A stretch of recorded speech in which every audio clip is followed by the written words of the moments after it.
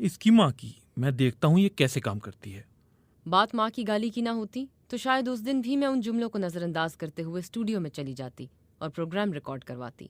5 साल से तो मेरा यही मामूल था, मगर आज जब मैंने अपने कानों से ये गाली सुनी तो फैसला किया कि अब खामोश नहीं बैठूंगी। मेरा नाम तहरीम है और मैं समा एफएम में रेडियो के एक प्रोग्राम की मेज़बानी करती थी। मैंने उस इदारे में काम करने वाले बाज़ अफराद के खिलाफ हरासा किए जाने का मुकदमा लड़ा। जब मैंने खामोशी तोड़ने का फैसला किया तो मेरी जिंदगी का एक ऐसा कठिन सफर शुरू हुआ कि मैं आज वो नहीं रही जो 2 साल पहले थी। उस मुकदमे ने मेरी जिंदगी और मेरा करियर दोनों ही बदल दिए हैं।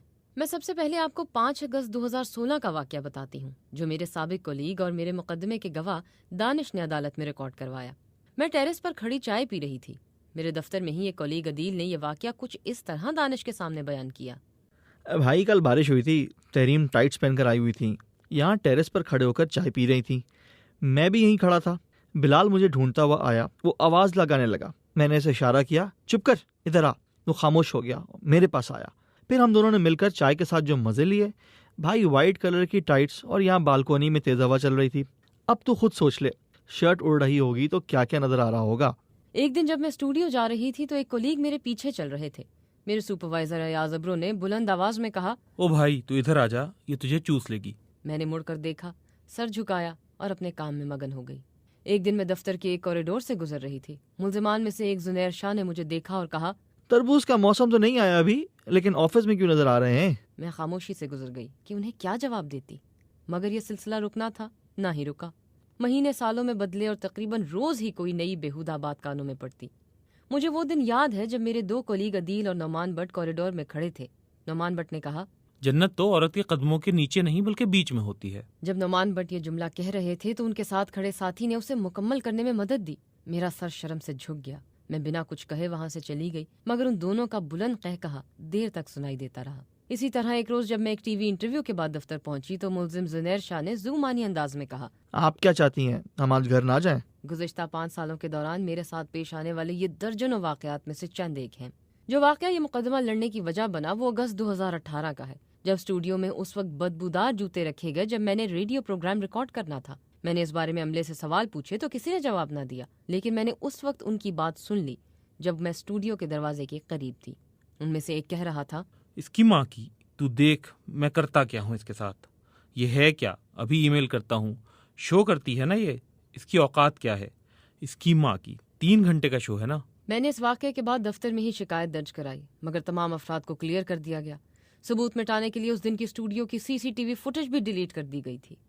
इदारे ने माजी में मुझ पर नाजेबा जुमले कसने के मामले को इस बुनियाद पर खारिज कर दिया कि मैंने इससे पहले कभी शिकायत नहीं लगाई और न ही मेरे पास कोई सबूत है। मेरे दफ्तर ने यह भी कहा कि गाली देना हरासा करने के मुतरादिफ ही नहीं है।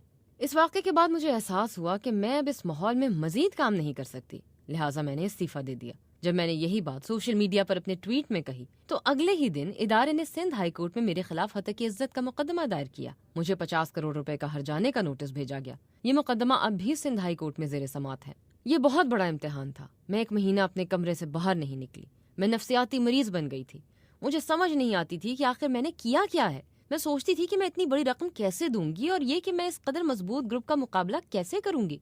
मुझे लगता था मेरी जिंदगी और करियर सब खत्म हो गया है। मैंने समा एफएम नामी निजी रेडियो इदारे के सीईओ फहद हारून समेत यहाँ काम करने वाले 7 अफराद के खिलाफ हरासा किए जाने का मुकदमा दर्ज कराया। ये शिकायत काम की जगहों पर हरासा किए जाने के खिलाफ एक्ट 2010 के तहत सूबाई मुहतसिब की अदालत में दर्ज की गई। मुकदमा दर्ज होने के बाद मुझे कहीं नौकरी नहीं मिली। 2 साल के इस कठिन सफर के दौरान मुझे कई बार ये सब कमरा अदालत में दोहराना पड़ा। चिकनी लग रही हो। आज तो गालिब का पजामा पहन के आई हो। आज तो तुम कॉलेज की बच्ची लग रही अरे हो। देखो, जैक्विन फर्नांडिस को ये फर्नांडिस जैसी लगती है ना। अरे ये तो वही पजामा है ना जो तुमने परसों पहना था। 3 माह में मुकम्मल होने वाला मुकदमा वकला की बार बार अदम हाजिरी के बायस इस कदर तूल पकड़ा कि आखिरकार मुझे मुकदमा खुद अपने हाथ में लेना पड़ा। एक मुश्किल दिन वो था जब मुझे इल्म हुआ कि मेरे ही दफ्तर की 2 खवातीन मेरे ही खिलाफ गवाही दे रही हैं। उन खवातीन ने तस्लीम किया कि उन्होंने जिस गवाही की दस्तावेज पर दस्तखत किए वो उन्होंने खुद नहीं लिखी थी, बल्कि दफ्तर की जानिब से उनके घर दस्तखत के लिए भेजी गई थी। अदालत ने उनकी गवाही रद्द कर दी। आज 2 साल बाद बिलाखिर मैं ये मुकदमा जीत चुकी हूँ। मैं चाहती थी कि जब ये थका देने वाली जंग खत्म हो तो मेरे पास मेरे अपने मौजूद हों। इसलिए फैसले के दिन मैं अपने अहले खाना के हमरा अदालत आई।